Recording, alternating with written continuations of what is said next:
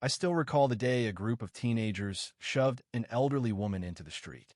It wasn't just the harsh words they threw her way, but the sharp shove that sent her groceries flying, tomatoes scattering on the curb, her wrist twisted unnaturally.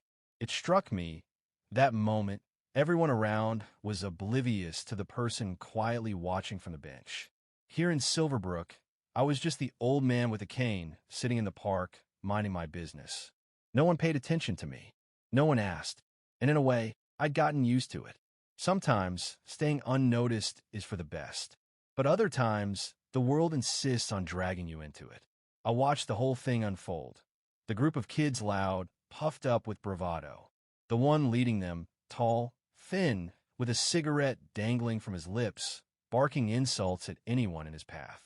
When he spotted me helping the woman to her feet, he sneered, "Hey, old man, keep out of it."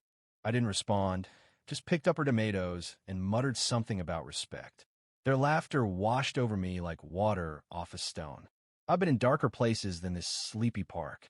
There, waiting, observing, and knowing when to act could be the difference between life and death. People don't understand what it takes to stay silent when your blood is boiling. The hardest battle is the one you fight inside your chest, not the one on the street. But silence? Sometimes that silence rattles young ones more than threats ever could. And for just a moment, those kids hesitated. I walked away. She walked away. But the park felt different afterward, like something sinister had taken root. People started avoiding it, keeping to themselves, walking faster. The atmosphere shifted. That's when Lily showed up. Every afternoon, riding her rusty bike, no older than 10, full of questions. About the army, about her dad who never returned, about why people treated others so poorly. I just nod, give her short answers, or simply listen. Sometimes that's all a kid needs. Someone steady who knows when to speak and when to stay quiet. But kids are sharp, and Lily, she noticed first. She saw those boys getting bolder, tipping over trash cans, pushing dogs, shoving the elderly. And it was Lily who asked me one day, looking worried, "Are you going to do anything about it?" I told her, "Not yet." She wanted to know when it would be time. "If you wait too long," she said, "not doing anything is the same as letting them win." She wasn't wrong.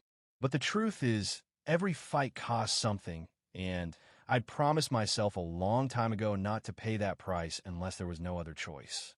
But you can only let so much slide. The next week, they tripped me in broad daylight, no attempt to hide it. Just stuck out a foot and sent me tumbling. Hard enough that I drew blood. People saw. Nobody did a thing. And that hurt more than the fall. Lily rushed over, voice shaking. "Why didn't you hit them back?" she asked.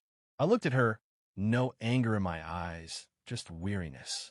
I tried to explain that real strength isn't always about swinging a punch. Sometimes it's about holding your ground inside, not letting them change who you are. But the world doesn't always reward that. That night, I couldn't sleep. I stared at the old wooden box in the corner, the one filled with medals and memories I never asked for. I could almost hear my late wife, Sarah, reminding me of the promise I made to her to lay down my fighting days. But Silverbrook was changing, and so was the air. The streets felt colder, people crossing to avoid the park, kids handing over lunch money, grown men avoiding eye contact. The 5 boys seemed to grow bolder in silence. I watched them every day, my fingers wrapped around my cane, waiting. Then one day Lily came late, face bruised, lips split. She told me they'd gone after a friend, Noah, said that if Lily spoke up, they'd make sure she never could again. I patched her up as best I could and told her there are 2 kinds of pain, the kind that teaches and the kind that makes you hard. You need to learn the difference. 2 days later, they shoved me again, this time at the market, groceries everywhere, blood trickling from my temple. Again, I got up, dusted myself off, and walked away. But that night, I sat in Sarah's old room, staring at her picture. The promise I made to her echoed in my mind. I'd spent my life in battles, in foreign lands, in dark alleys, and inside my own head. But I had promised to lay it all down. But they crossed the line. They grabbed Lily, dragged her off to the old warehouse by the rail yard. And when the neighbor told me, I didn't hesitate. I wrapped the old leather belt around my waist, grabbed my cane, and said to Sarah's picture, "Forgive me, but it's time." The warehouse was dark, filled with shadows and broken glass. But I found them, 5 boys surrounding Lily, threatening her. And when I stepped out of the shadows, there was a stillness in the air. The leader saw me first. You could see it in his eyes, a flicker of fear, not from what he saw, but from what he suddenly understood. They tried to laugh it off, but I let my cane fall, and then I moved. The first one dropped before he could even blink. The second swung wildly, and I flipped him, no effort. Years of practice don't leave you. The third pulled a knife, but I disarmed him, pinned him against the wall, and told him, respect isn't something you demand. It's something you lose when you hurt someone weaker. The youngest? He didn't move, just stared at me wide-eyed.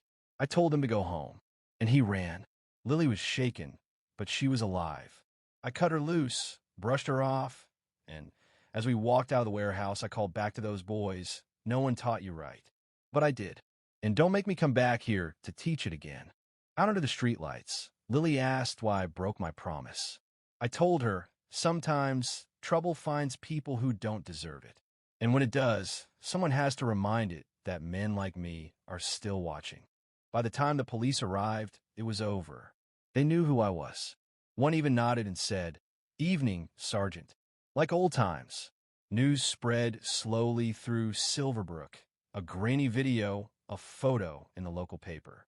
Whispers about the old man on the bench, who had been something more all along. The boys disappeared from the park. Respect began creeping back in. Not loud, not boisterous, but quietly like it belonged there. Flowers started appearing on my porch. A pie and note. People began nodding when they passed, some even stopping to say hello.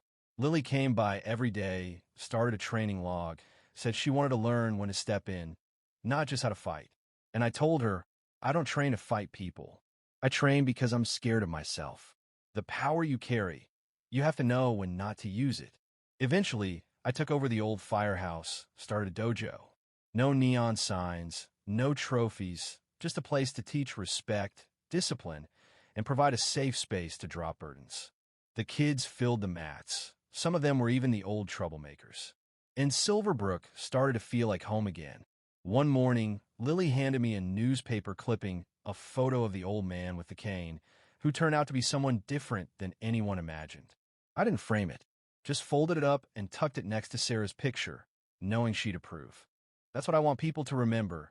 Strength isn't in the punch, it's in knowing when not to throw it. Change doesn't come with fireworks. It comes slowly, with kids learning to stand a little taller, with hands that offer help instead of harm. So if this story has stayed with you, if it's made you think, tell me, what would you have done? Is there a time to fight, or is there more power in holding the line? Let's talk about it right now, because maybe what the world needs isn't more heroes, but more people willing to stand up quietly and show everyone what right looks like.